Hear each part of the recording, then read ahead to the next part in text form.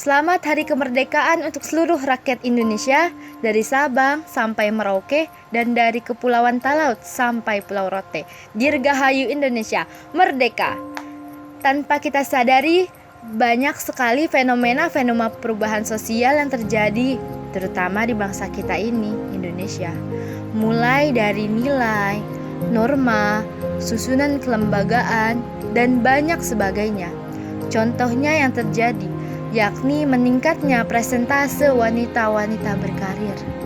Namun, apa sih perubahan sosial itu? Perubahan sosial dapat dikatakan sebagai suatu perubahan dari gejala-gejala sosial yang ada pada masyarakat, dari yang bersifat individual maupun yang paling kompleks. Perubahan sosial ini diakibatkan dari adanya interaksi sosial antar manusia atau kelompok. Di antara mereka terjadi proses saling memengaruhi yang menyebabkan perubahan sosial. Tidak hanya itu, perubahan sosial dapat terjadi dalam berbagai segala bidang yang dibagi menjadi beberapa bentuk. 1. Berdasarkan cepat lambatnya perubahan yang terjadi. Perubahan yang terjadi secara lambat dan relatif lama disebut evolusi. Pasti kalian sudah tak asing lagi dalam kata evolusi ini. Terbesit dalam benak merupakan suatu perubahan yang sangat besar dan benar saja. Contohnya di Indonesia ada perubahan dalam sistem pertukaran barang. Dahulu masyarakat menukar barang menggunakan sistem barter. Namun saat ini ada alat tukar yang sah, yang tak lain dan tak ada lain, yakni yang bernama uang.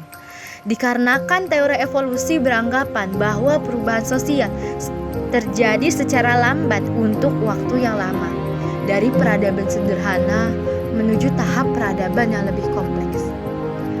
Jika evolusi memerlukan waktu yang lama, namun berbeda dengan revolusi, yakni memerlukan waktu yang relatif cepat untuk menciptakan suatu perubahan sosial.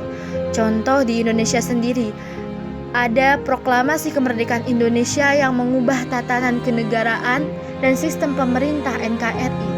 Contoh lainnya, revolusi industri Eropa yang menyebabkan perubahan besar-besaran dalam proses produksi barang-barang industri. Yang kedua, berdasarkan pengaruhnya. Perubahan sosial yang berpengaruh kecil yang memengaruhi unsur kehidupan namun tidak dianggap memiliki arti yang penting dalam struktur sosial. Contohnya, perubahan model pakaian yang tentu saja tidak melanggar nilai sosial. Sebaliknya, perubahan yang berpengaruh besar sehingga dapat memengaruhi lembaga-lembaga yang ada pada masyarakat.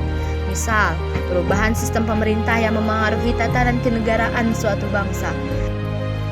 Yang terakhir, yakni perubahan yang berdasarkan dikehendaki maupun tidak dikehendaki. Perubahan yang dikehendaki merupakan perubahan yang memang telah direncanakan sebelumnya oleh pihak yang berwenang untuk mengeluarkan kebijakan. Misal, penerapan program keluarga berencana untuk menekan penurunan jumlah penduduk.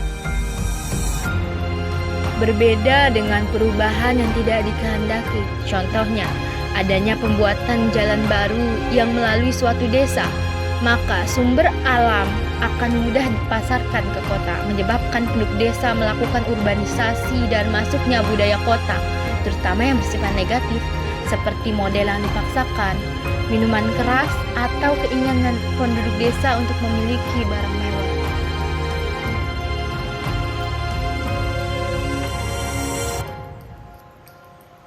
Namun perlu diingat bahwa perubahan sosial memiliki dua wujud, yaitu perubahan dalam arti kemajuan, progres atau menguntungkan, dan kedua, perubahan dalam arti kemunduran, regres, yaitu yang membawa pengaruh yang kurang menguntungkan bagi masyarakat. Kadang-kadang perubahan sosial tidak diinginkan oleh pihak tertentu, karena perubahan tersebut dinilai dapat mengganggu kehidupan mereka yang sudah mapan, mengakibatkan penyimpangan-penyimpangan sosial. Ada beberapa faktor yang cukup berperan dan berpengaruh terhadap diterima atau tidaknya suatu perubahan oleh masyarakat. 1. Adanya sikap terbuka dari masyarakat terhadap hal-hal yang baru. 2. Suatu unsur baru dapat diterima apabila tidak bertentangan dengan ajaran agama yang dianut. 3. Corak struktur sosial masyarakat menentukan proses penerimaan unsur kebudayaan yang baru. Struktur sosial yang tertutup sulit untuk menerima kebudayaan yang baru. 4. Unsur kebudayaan akan diterima jika ada dasar unsur kebudayaan sebelumnya.